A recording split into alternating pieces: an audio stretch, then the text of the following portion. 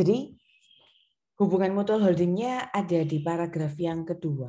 Saat 1 Januari 2017 ada anak yang membeli induknya. Kita tuh induk P. Membeli S itu sudah biasa. Memang induk membeli S itu awal mula dari konsolidasi harus dimulai dari P.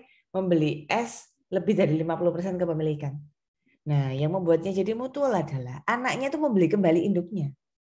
Sehingga kalau digambar P induk memiliki 70% anak S memiliki 10% induk P-nya, begitu. Timbal balik itulah yang disebut dengan mutual holding. Mutual holding bisa dicatat dengan dua pendekatan.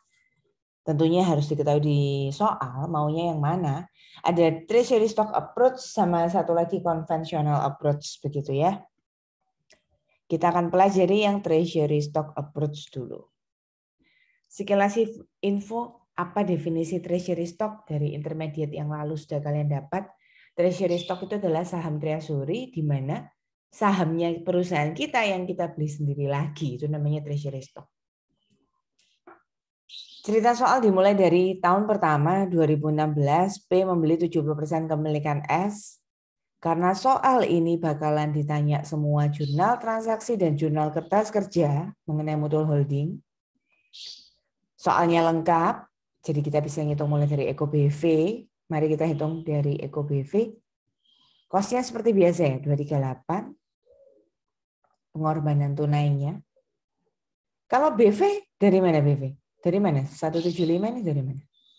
Masih ingatkah? Cari posisi net ekuitasnya S. Biasanya terdiri dari common stock sama return earning, lalu seperti apa? Common stock, return earning. Bagaimana caranya? Wah, jangan-jangan sudah lupa. Gimana BV-nya? Common stock 200.000 ditambah return earning 50.000, lalu seperti apa? 250.000 dikali kepemilikan 70%. Oke. Kemudian kalau cost-nya lebih besar namanya excess cost over book value. Kalau book value-nya yang lebih besar ya nggak apa-apa, excess book value over cost, negatif gitu. Dialokasikan kemana? Di soal ini hanya dialokasikan ke goodwill saja. Dan mudahnya apa? Goodwill itu amortisasinya 0. Jadi nanti amortisasinya nggak ada jurnal. Kalau biasanya dialokasikannya ke inventory, building, equipment, ya berarti nanti kalian harus ngitung amortisasi, begitu ya. Dari situ kita juga bisa melakukan FOBV perhitungannya. Cost 238 dibagi kepemilikan. BV-nya dibiarkan utuh, common stock return earning, selisihnya namanya FOBV. Dialokasikan semua ke goodwill. Nah, di tabel unamortized excess, goodwill-nya selalu tetap karena goodwill tidak diamortisasi. Persiapan untuk membuat jurnal transaksi sudah, kita bisa membuat jurnal transaksi. Jurnal transaksi dimulai dari ini ya teman-teman. Beli, seperti yang tadi kalian bilang ada 4, dividen, net income, dan amortisasi.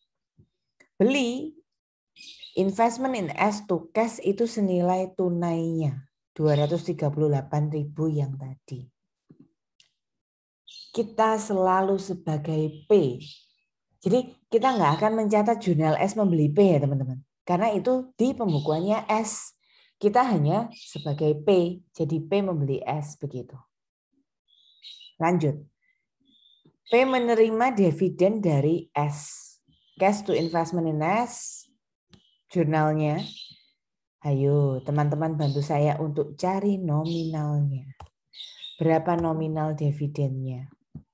Untuk yang tahun pertama dulu silakan. Gimana kalau tahun pertama? 20.000, Bu. Dari?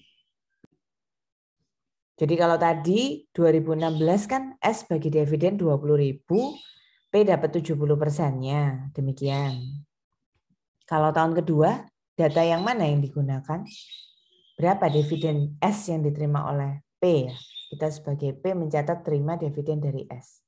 Yang 40.000 ini ya. 40.000 kalikan kepemilikan 70%. Itu tadi tentang dividen.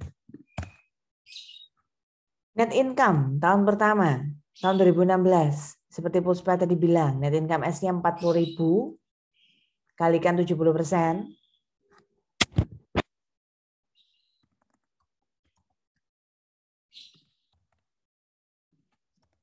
Nah, yang teman-teman perlu perhatikan, yang saya berikan blok warna kuning itu berarti bedanya kalau ada mutual holding.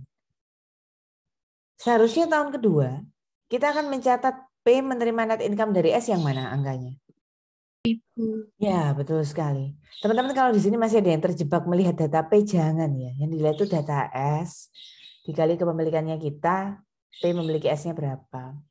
Net income-nya 60.000 kali kepemilikan 70%. Nah, selain itu teman-teman, lihat yang warna kuning tahun kedua.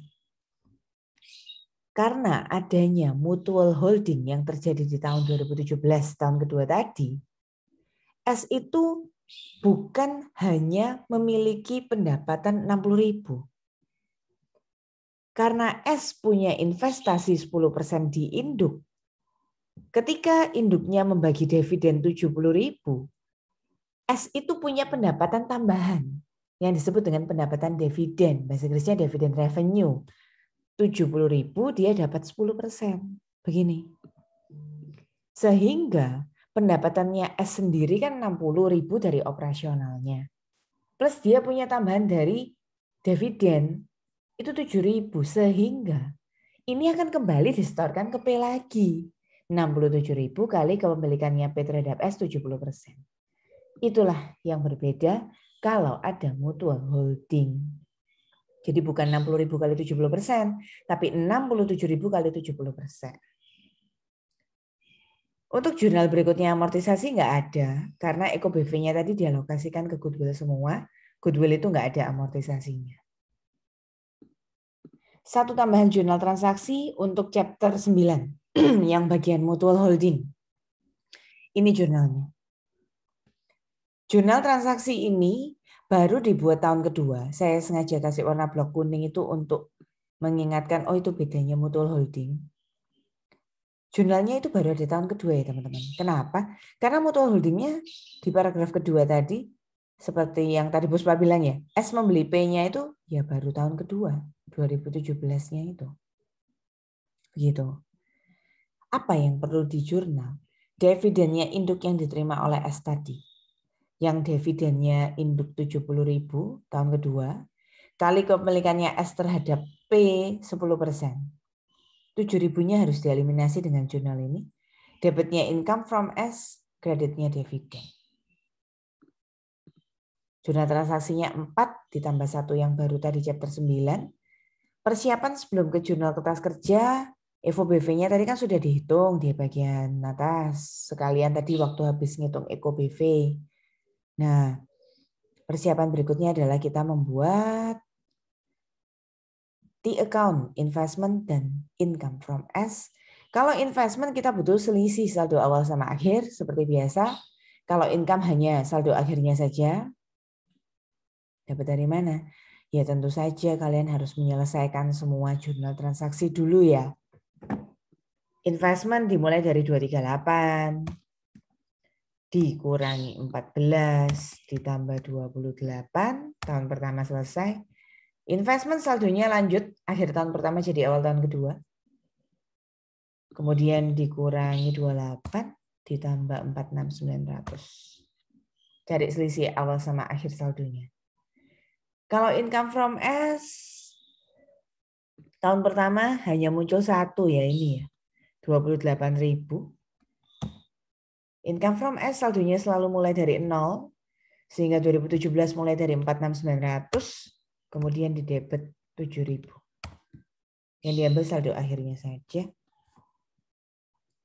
Kita akan membuat jurnal kertas kerja. Saldo. Coba Saldo. tunjukkan. Dari yes. Account yang 2016 yang bagian apa nih, Ke?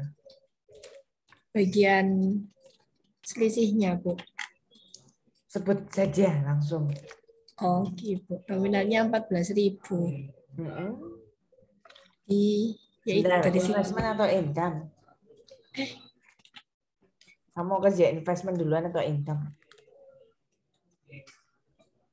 Kerja itu dulu, Bu. Apa namanya? Investment dulu. Income dulu, Bu. Salah, sorry, Bu. Nah, kalau income yang mana? Kalau income saldo akhirnya ini 28.000. Nah, income-nya kredit 28, sehingga kalau kita mau eliminasi kita harus Dimasukkan di debit. debit 28. Ya. Kalau income dari saldo akhir, kalau dari investment selisihnya. Jangan kebalik. Investment selisihnya, berapa selisihnya? Selisihnya 14.000, Bu.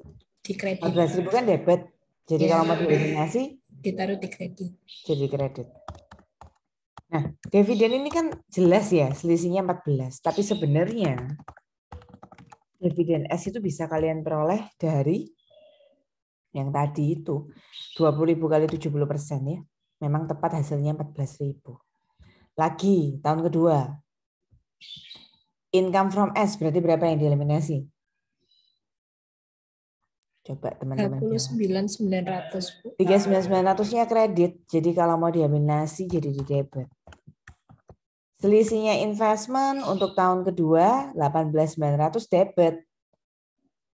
Kalau mau dieliminasi jadi di kredit. Dividennya sama kayak yang tadi di jurnal transaksi. Tahun kedua dividennya 28.000.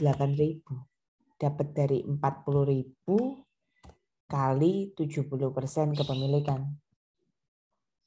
Nah, nanti ini balance-nya 46.900 berarti ini kan kurang 7.000. 7.000 di tahun kedua saya kasih warna blok kuning. Berarti kalau ada mutual holding, jurnal eliminasi yang pertama, tambahkan eliminasi dividen income. Apa itu dividen income? Dividennya induk tadi yang di tahun kedua 70.000 dikali persentase S memiliki P 10% itu. Itu ternyata harus ditambahkan di jurnal eliminasi. Kalau ada mutual holding. Tahun pertama nggak ada, tahun kedua baru ada mutual holding.